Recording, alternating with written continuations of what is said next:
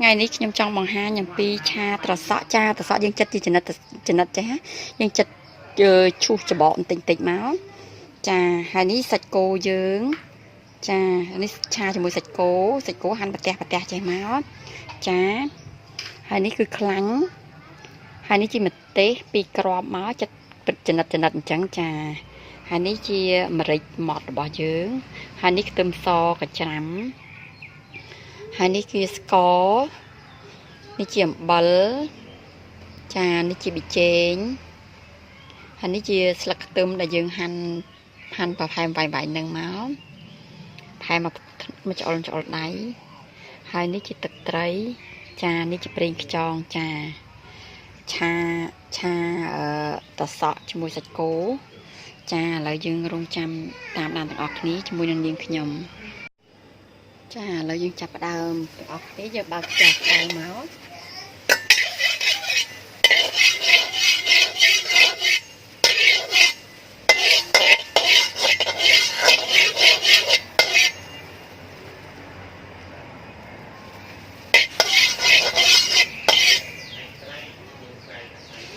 ចាយើងស្មៅឥឡូវយើងចាប់ចាក់ខ្លាញ់ប៉ាន់ល្មមដែលសាច់នឹងនេះយើង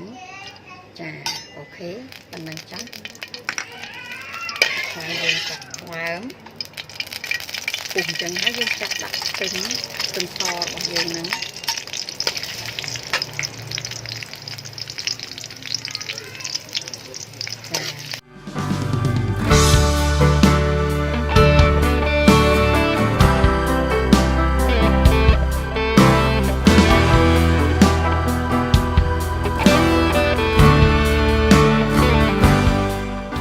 ធ្វើមករៀងឡើងក្រហមប៉ុណ្ណឹងមកល្មមចានេះទឹកត្រីរបស់យើងចាទ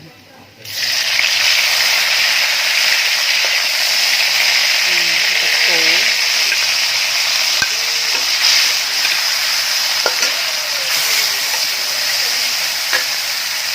ចាស្រាប់ហើយ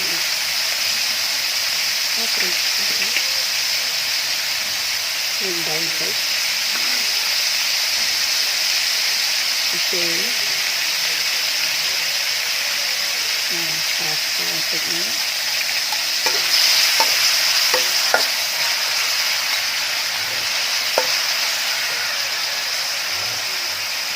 ម្រេច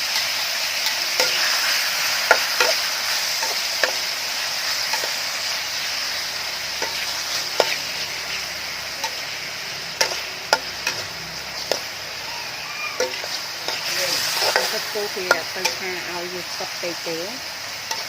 ចាឆាឆ្អិនពេកវាស្កប់ចាតោះមកយើងដាក់ត្រសក់យើងមក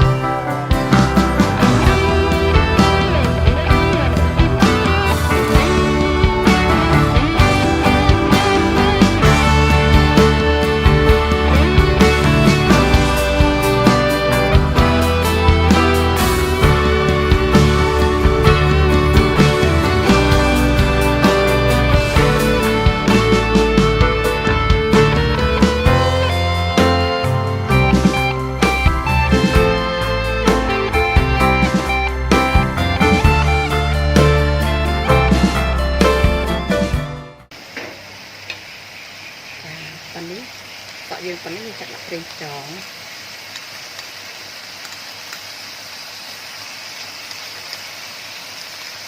ចាប្រេងខ្យងយើងឆ្ងាញ់ដែរ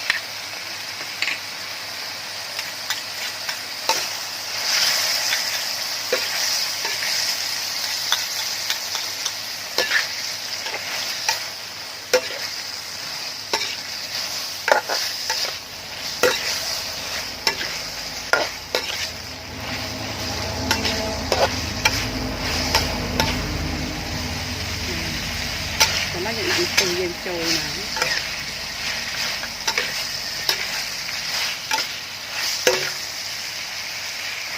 như cái sợi dây là bồn ăn trôi là bồn nữa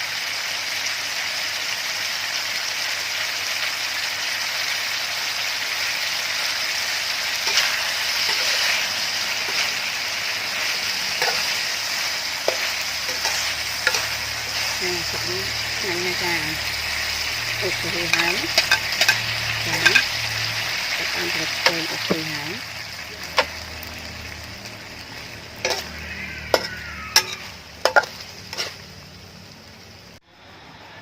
chán